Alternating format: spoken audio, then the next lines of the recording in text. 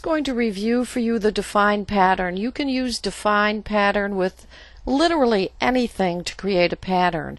And we use this function heavily when we're creating patterns in Photoshop.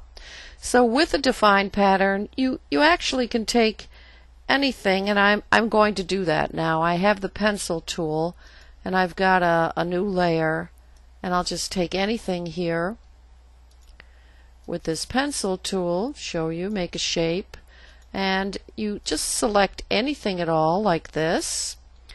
You go up to edit, you go to define pattern, and you put a name on it, and you go OK, and every time you create some sort of a pattern you have to test it. So you always open up a new, just a sheet of paper, it's a test paper. You try to use the same resolution that you created the pattern in, and then you test it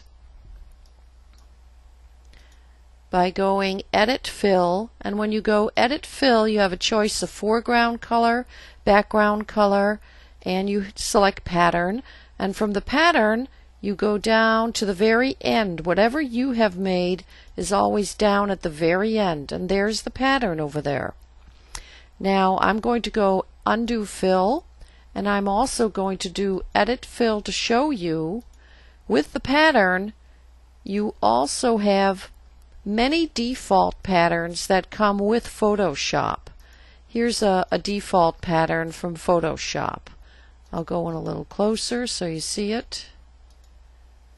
There's a default pattern, and I'll undo, and I'll go Edit Fill, and there's some more patterns from Photoshop. You see?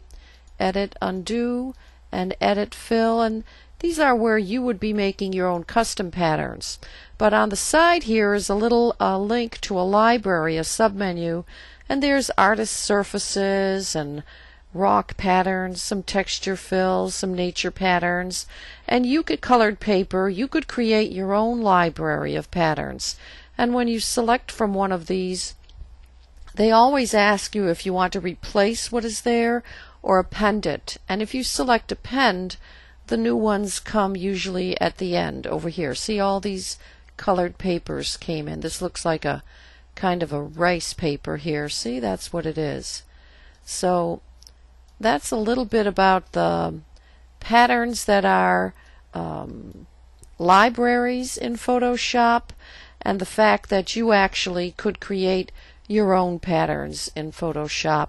You can literally do it on anything. Just all you have to do is create a box around it and go up to Edit and Define Pattern, and then put a name on your pattern, and you've created your own custom pattern in Photoshop.